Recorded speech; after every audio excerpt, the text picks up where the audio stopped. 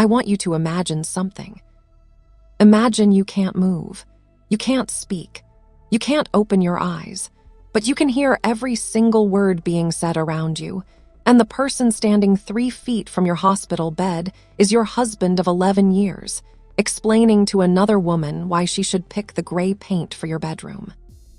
That was my life for 22 days. The machines beeped steady and slow beside me. The IV dripped. And the smell, God, the smell. Her perfume cut right through the antiseptic like she'd bathed in it on purpose. Something floral and aggressive, the kind of scent that announces itself before the person does. I will never forget that smell for the rest of my life. Not because it was beautiful, because it was the smell of my marriage ending while I lay there unable to say a single word. My name is Serena Calloway. I was 39 years old, a project manager for a mid-size construction firm, and the sole financial backbone of a life my husband Marcus wore like a tailored suit he never paid for. And while I was in a coma, he sold our house and moved his real family in. He didn't know I could hear every word he said. But I could, and I remembered all of it. Hit like and subscribe before we go any further. Drop your city and local time in the comments. I want to know who's listening, because this story gets so much worse before it gets better. Stay with me. Let me tell you who I was before the accident, because you need to understand what Marcus was standing on top of before you can understand what happened when I pulled myself out from under him. I met Marcus Calloway at 26. He was charming in the effortless way that only men who have never struggled tend to be: big smile, easy laugh, always the most comfortable person in the room. He had a business idea, a landscaping company. He said he just needed a little startup capital to get it off the ground. $6,000, just a bridge loan between us, he said. You know how couples do. I gave him the $6,000. The business limped along for 2 years before quietly dying. No dramatic collapse. It just stopped. Marcus moved on to the next idea, a food truck. I fronted $8,000 that time. When the food truck was sold at a loss 18 months later, Marcus called it a learning experience. I called it $14,000 I'd never see again, but I didn't say that out loud because I loved him and I believed in him, and I thought that's what partnership looked like. I was wrong. Partnership is mutual. What Marcus and I had was a sponsorship, and I was the sponsor. We bought our house in 2019, a 3-bedroom colonial on Barfield Drive, $287,000. My credit, my down payment, $31,000 I'd saved over 6 years of working 60-hour weeks. The mortgage was $1,640 a month. I paid it every single month without once asking Marcus to cover it alone, even during the stretches when his income was, in his words, between opportunities. I paid the utilities. I covered the car insurance on both vehicles. When Marcus decided he wanted to get certified as a personal trainer, I paid the $2,200 course fee and bought him $800 worth of equipment. In 11 years of marriage, I estimate I spent somewhere between $180,000 and $200,000 building a life that had Marcus's name on the surface and my financial fingerprints on every single foundation stone. And I did it willingly, because I loved him, because I thought he loved me back. I found out the truth from a hospital bed I couldn't move in. I was asleep enough that he kept talking, but I was awake enough to hear every poisoned word. March 4th. I was driving home from a site visit, 6:45 in the evening. A driver ran a red light on Crestview and hit my car on the driver's side. I don't remember the impact. I don't remember the ambulance. I was told later that my brain swelled, that I was placed in a medically induced coma to give it time to stabilize, and that my prognosis for the first week was genuinely uncertain. Marcus was called immediately. He arrived at the hospital within the hour. What I didn't know, what I couldn't know, was that Marcus had been living a second life for at least 2 years before that night. Her name, as I would piece together from the conversations around my bed, was Jolene. They had a daughter together. The little girl was 18 months old. Her name was Paisley. I know this because Marcus said it out loud, tenderly, directly next to my hospital bed on day 4 of my coma. "Paisley asked for you this morning," Jolene said. "Tell her daddy's handling some things," Marcus said. "We'll be home soon." Home, he used that word. And home, I would come to understand, meant my house on Barfield Drive. It didn't happen all at once. It built slowly, the way water damage does, invisible until the ceiling caves. By day 7, Marcus had stopped coming alone. Jolene arrived with him in the afternoons. I could tell by the perfume. She would stand near the window while Marcus sat in the chair beside my bed, and they would talk about me the way people talk about a problem they're in the middle of solving. "The doctor said there's no guarantee on timeline," Marcus told her one afternoon. "So what does that mean for the house?" A pause, the beep of my monitor, steady and indifferent. "I talked to a realtor. Since it's community property and I'm her legal spouse, I can list it. The mortgage is in her name, but the deed has both of us. I have the right." "Marcus." "I know, but Jolene, we can't keep paying rent on your place and the mortgage here. We're hemorrhaging money." "Your money or hers?" Silence. "Does it matter right now?" That sentence. Does it matter right now? I lay there and I let it move through me slowly like something cold. I had been in a medically induced coma for 7 days, and my husband was asking whether my money was distinguishable from his money while I couldn't lift a finger to answer him. By day 12, they had gotten bolder.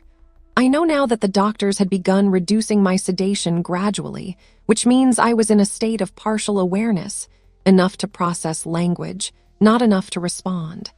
The neurologist told me later this is more common than people realize. The brain wakes up in layers.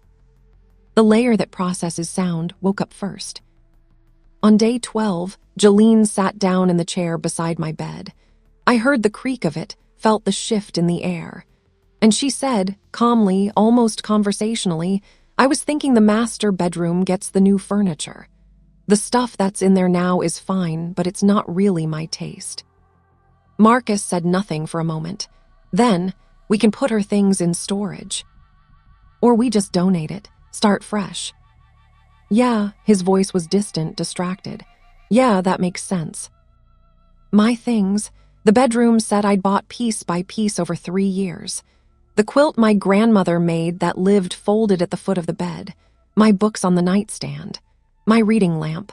All of it reduced to a logistical question about storage space. I was not dead. I was 3 feet away.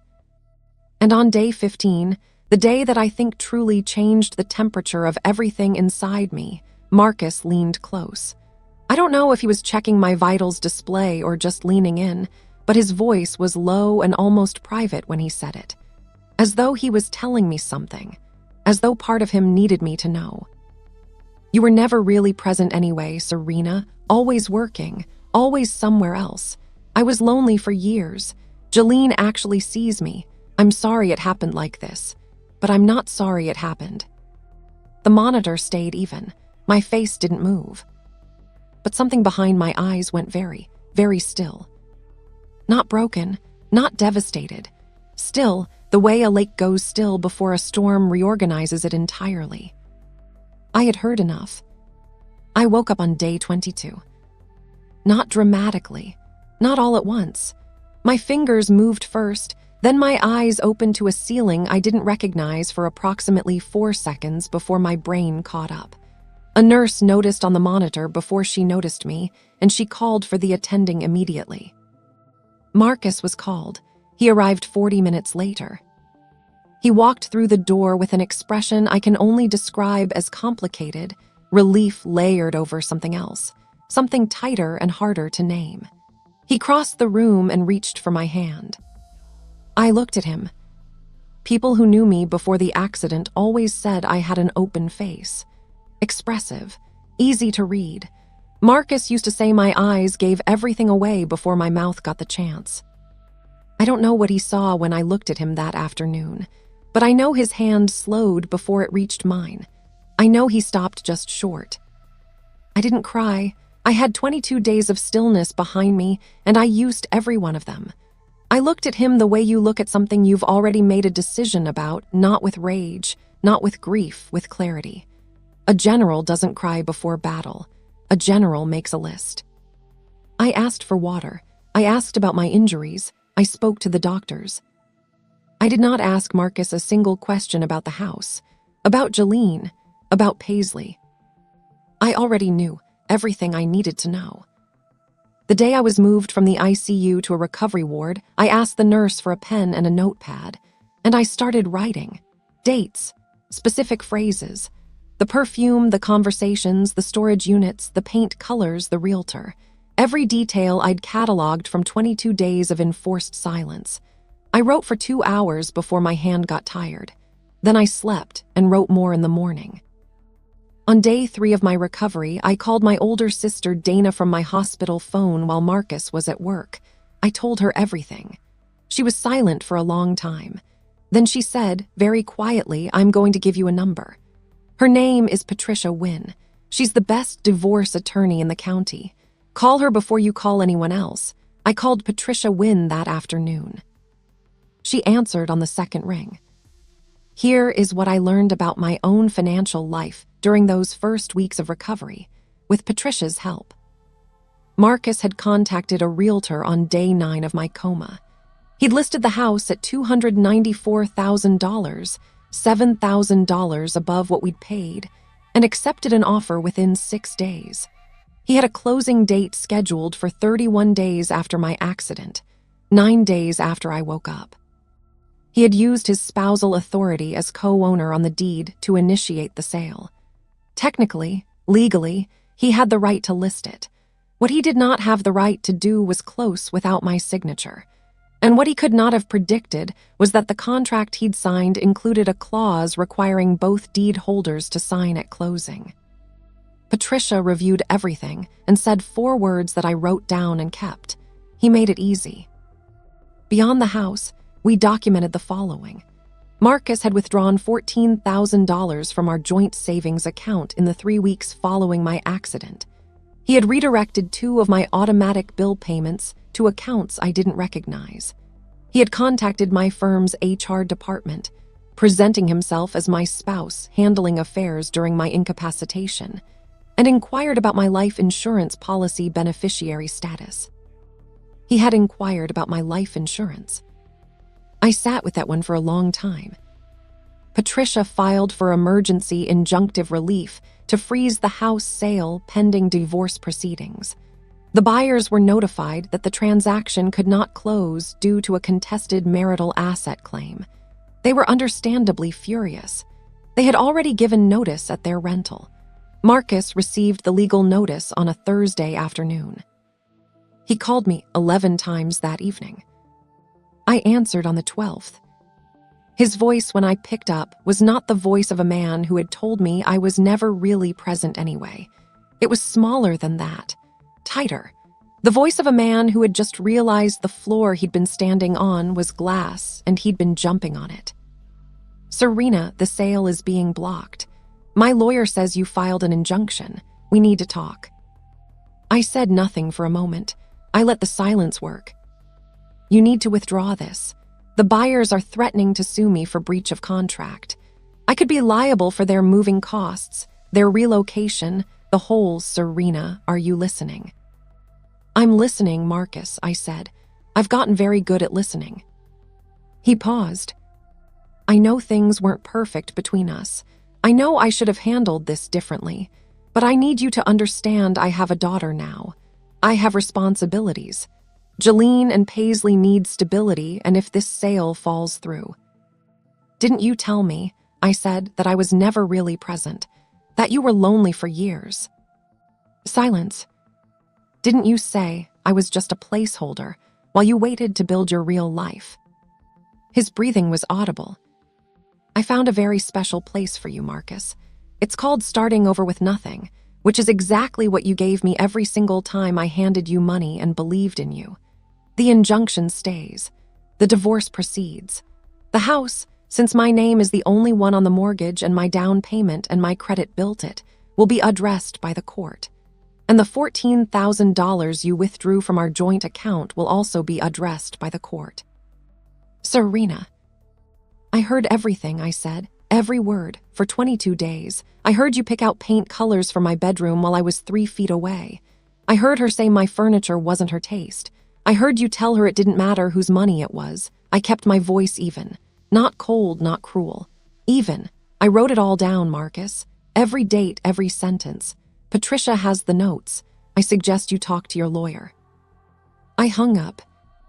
I sat in my hospital room for a long time afterward, looking at the window. The sky was that particular pale gray of early spring, not quite winter anymore, but not yet warm.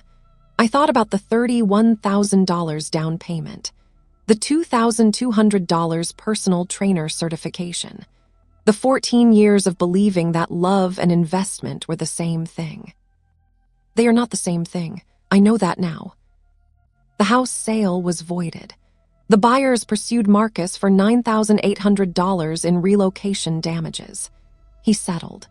Patricia secured my interest in the property through divorce proceedings, and since the mortgage, the down payment, and the majority of documented financial contributions were mine, the court's ruling reflected that reality clearly.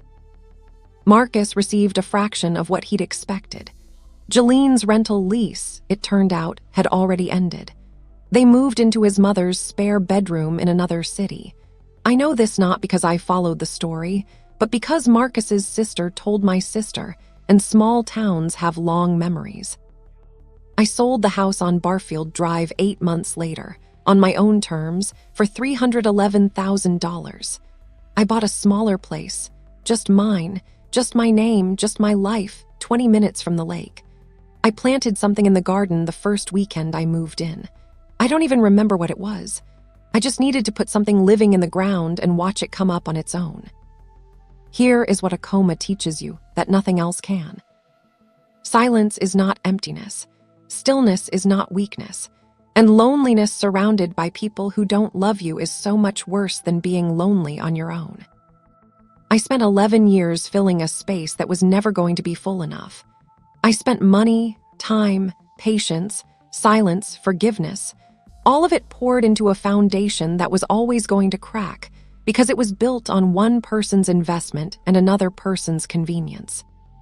When I woke up, I didn't cry, not because I wasn't broken, but because somewhere in those 22 days of listening, I had already done the grieving. I had already said goodbye to the marriage I thought I had, and what was left when I opened my eyes wasn't devastation. It was clarity. I am not who I was when I drove through that intersection on March 4th. That woman was generous to a fault, patient past the point of reason, and loyal to someone who had quietly stopped deserving it years before she found out.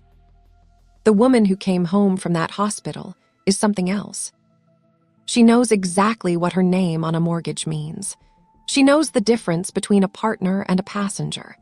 And she knows, with a certainty that lives in her bones now, that she is worth more than what someone reaches for only when they need it. So are you. I want to ask you something, and I genuinely want you to think about it before you answer. What would you do in my place? I would love to hear your opinion in the comments. Because I know some of you would have confronted him the moment you woke up. Some of you would have stayed quiet longer. Some of you would have forgiven him. And some of you, I think, would have made the same choice I made, said nothing, documented everything, and let the law speak louder than any argument ever could. There's no wrong answer.